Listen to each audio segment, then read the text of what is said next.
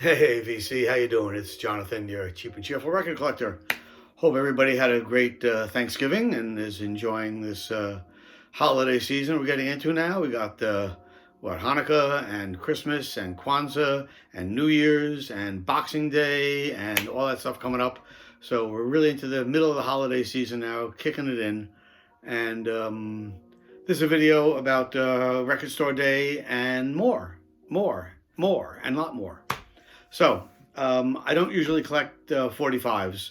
That's a whole rabbit hole I never really wanted to go down. However, the other day I was at a Goodwill and I saw a whole bunch of 45s and they were $1 each. So I decided to go through them and see what they had.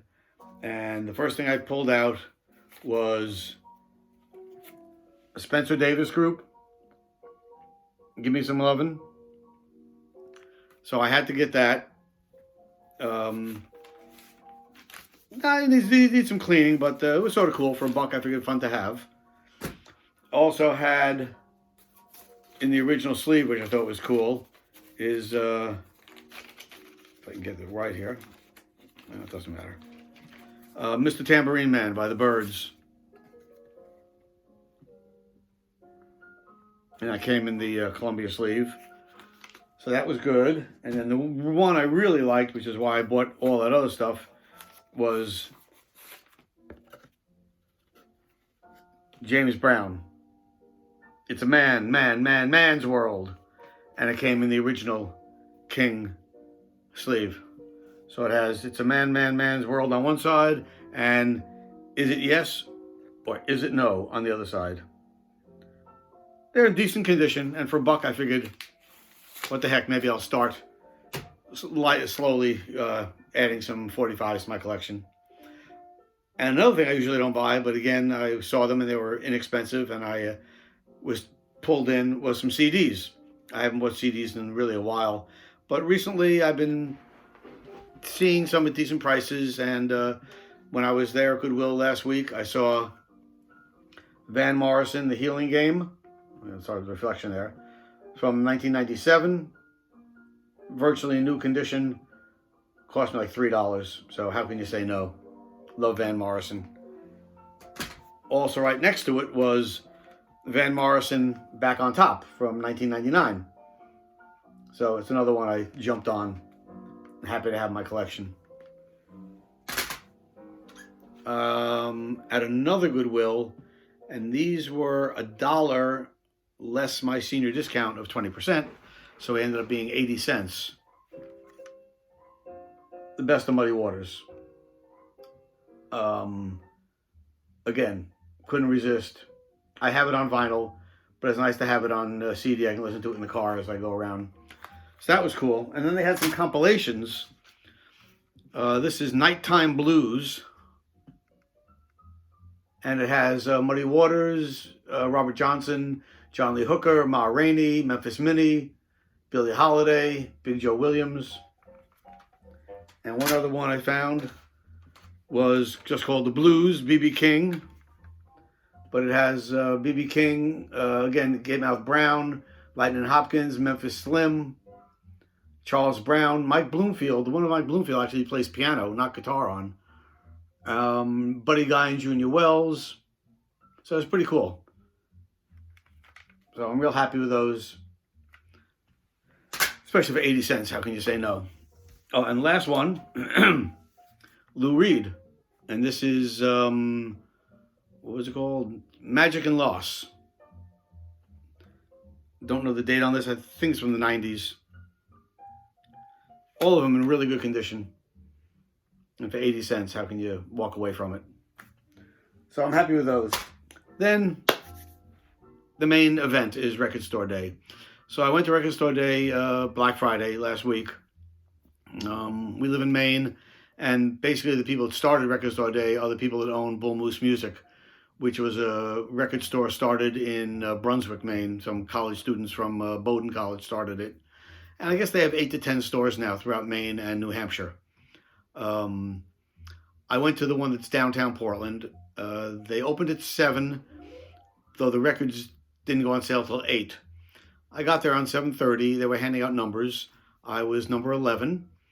And what they did was nice. They let people in to the area where they had the record set up in groups of 5. So they let the first 1 through 5 in, and then 5 minutes later they let the second group in. I was in the third group. So I got into the third group, and first thing I went right for, and I'm real happy I was able to get, was Freddie King, Mojo, the Mojo. This is a originally unissued recordings from albums, alternative takes basically from albums he's recorded in the past. Mostly recorded in 1960 and 61, 62. There's 1 or 2 from 68, but fantastic record. I mean, so much better than I expected. Just great. And it came in a beautiful yellow-orange with the King label. So I was really chuffed with this. It's a great album. Really enjoyed the hell out of it. Again, better than I expected. There are a couple of songs, at least 3 or 4, that are just instrumentals, and he just plays the hell out of it. It's so happy to have it in my collection. That's Freddie King, The Mojo. Next one I was looking for, and this one I was sort of hesitant about, though I love the artist, I wasn't so sure about the record, and it's Dr. John. This is Babylon. They have sort of like a fake Obi strip on the side there. It says Record Store Day on it, Black Friday.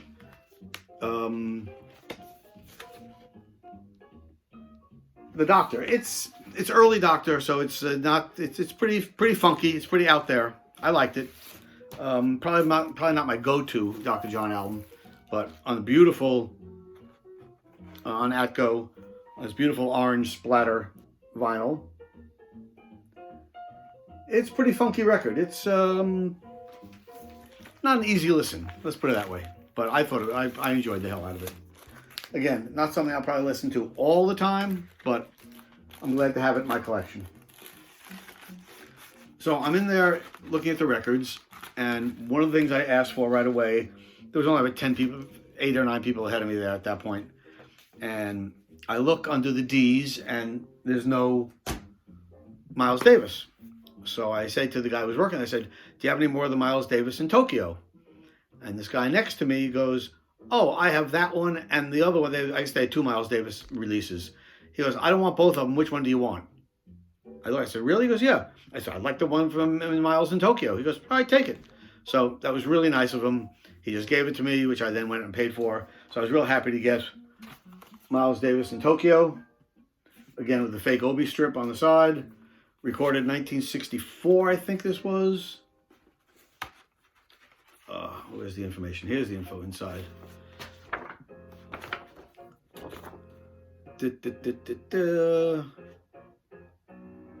Not telling me. Personnel was Miles Davis on trumpet, Sam Rivers on tenor sax, Herbie Hancock on piano, Ron Carter on bass, and Tony Williams on drums. Yeah, recorded July 14th, 1964. And a beautiful poster inside, along with the Japanese writing, etc.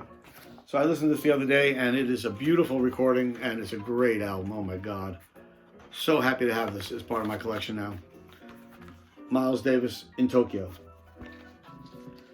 I then asked for another record called the Johnny Griffin album, another jazz album, Johnny Griffin and Eddie Lockjaw Davis. And the guy looked up and he says, oh, we didn't get any of them in the whole state of Maine. There are a couple down in Portsmouth, New Hampshire, which is about an hour drive. And I wasn't about to drive an hour to get one record. So I said, all right, I'm not going to get it. This is the way it is. So I kept looking for the other stuff. And I found another one I really wanted, which was the Bill Evans live at Top of the Gate.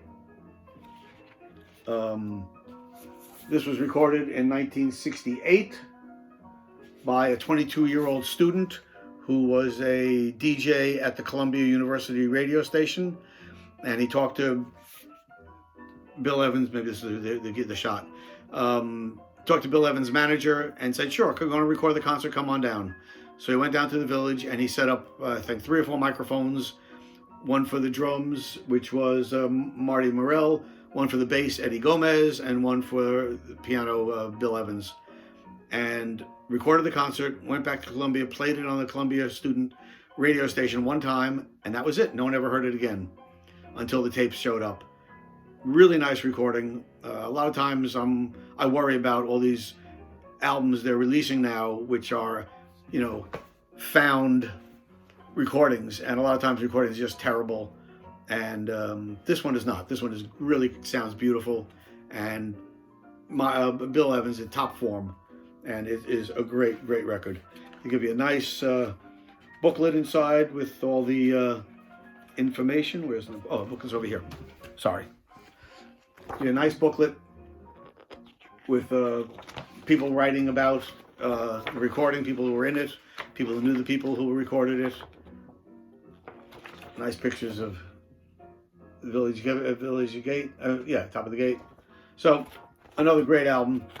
There was another Bill Evans last year as part of Record Store Day, which I got also. And I'm becoming a bigger fan the more I listen to him. So, love this record. Bill Evans, live at the Top of the Gate. And as I was there before they opened up, I had a half hour to browse. So I'm browsing around at all their other records. And I said, I'm not going to buy anything. I'm just waiting for the Record Store Day. But then this popped up, and I said, I can't walk out without it. So it's J.J. Cale, and this is Guitar Man. This is from 90... this is 2018 pressing, but I think it was from 99 when it was recorded. Great record. I mean, I love J.J. Cale, and this is right in his wheelhouse. Just beautiful stuff. Plays great, and real happy with that. Says J.J. Cale. They give you a lyric sheet, which is nice, and information about who's playing on it. It recorded in 1995. So, always glad to have another J.J. Cale added onto my collection. So, like I said, I wasn't going to drive down to Portsmouth, New Hampshire to buy that one record. I got home from the Black Friday Record Store Day sale, and my wife says a cousin of hers is having a art show opening right outside Portsmouth, New Hampshire that day. Did want to drive down to see the art show. So I said, well, if we drive down, we got to stop at Bull Moose so I can see if they have their record. So we drive down, we park outside, I run inside, and luckily enough, they had 2 copies. I grabbed, this was a limited edition to 2000. I got number 175. This is Johnny Griffin and Eddie Lockjaw Davis live at the Penthouse, which is in Seattle. This was recorded in 1962. And again, fantastic recording. I love both these players. Big fan. Johnny Griffin played a lot with Monk, and I have a lot of his stuff with Monk. And Eddie Lockjaw Davis is very bluesy, which I love. I'm a big blues fan, as you can tell. So this was right at where I wanted to be. This is a great record. I'm so happy I was able to find a copy. And see, number 175 out of 2000. Who cares? Sort of cool. So that was my Record Store Day. And besides that, I show a couple other things I've picked up at Goodwill recently. So I'm at Goodwill last week, whatever it was, and there's one particular one. Where I live, there are 4 Goodwills within 20 minutes of each other. And if I want to go a half hour, I can get 2 more. So I went to this one, and they must have had 4,000 albums stacked up, piled up everywhere. And they were 90% classical, or they were Russian songs, or Polish folk songs, or Greek, whatever. Just, ethnic stuff, but not something I'm really super interested in. But I spent some time looking around, and I see this record, and I said, why is Goodwill? I couldn't believe they were selling this. So I grabbed it, and it's the Rudy Ray Moore House Party, The Dirty Dozens, Volume 1. I really don't know much about him. It's rated quadruple X, total underground, adults only. And when I showed it on Facebook, someone wrote and said, oh, that's that Eddie Murphy movie that's on Netflix now called My Name is Dolomite. So I guess this guy, Rudy, was a stand-up comic originally. And then he started doing music, or the other way around. He's a musician, then started doing stand-up comedy. He made a movie, which is supposedly a terrible movie, but is also on Amazon right now. And the Eddie Murphy movie is his biography about him making that first movie. And haven't cleaned it yet. The sleeve is split, but I can clean it up. But again, for 80 cents or whatever it was, I couldn't turn it down. So that's Rudy Ray Moore. Also there, while I was digging around, I found Ellis Wings Brightly with Nelson Riddle on Verve in really nice condition. This was like $1.60, so again, couldn't let it sit there. And then they had a group of records, all the same series of records. I'd never seen anything like this before. And they're basically black albums, black covers, and on it says Cole Porter, 1924-1944, a box office production remastered from the original 78. Songs from different shows that Cole Porter wrote. Inside, they have who's singing, the artist, and what show it's from. And these records look like they've never been played. Virtually brand new. Nothing special about the label, but just these are, as you can see, they're like brand new records. So I'm not that big a show tune fan, but some of them I like a lot, and I listened to one or two of these, and they're pretty interesting stuff. I looked them up on Discogs, and one of them, someone's selling one of these for $50. And these also cost me $1.60. They were $2, and I got my discount senior, so it was last Tuesday. So I got the Cole Porter, 1924. Jerome Kern, 1934-1938. Same thing, box office production. And it's just like sort of taped in there to show who is singing and on what. So it's again, there's the same thing. Looks like they've never been played. So that's two. The third one is Jerome Kern, Hollywood Volume 2. This one, not a gatefold. And then the last one is a sort of weirder one. It's Mark Blickstein. Mark Blickstein was a writer who actually worked on the Threepenny Opera when it came over from Germany to America, and he helped translate and work on that. And he did a lot of composing, etc. So I just thought it was interesting to pick up, especially for that price. And they're, like I said, they're all brand new. So that was cool. And then yesterday I was at Goodwill, and I was just browsing through. Didn't expect to find anything. I found one record, and it was Roy Orbison sings "Lonely and Blue." I forgot. I looked it up. I can't remember the date, but this is an original mono pressing with a Monument label. And in decent condition. The jacket split. Needs a good deep cleaning, but I think it's going to play really nice. And I was real happy to find that, especially for $1. This particular Goodwill sells records for $1.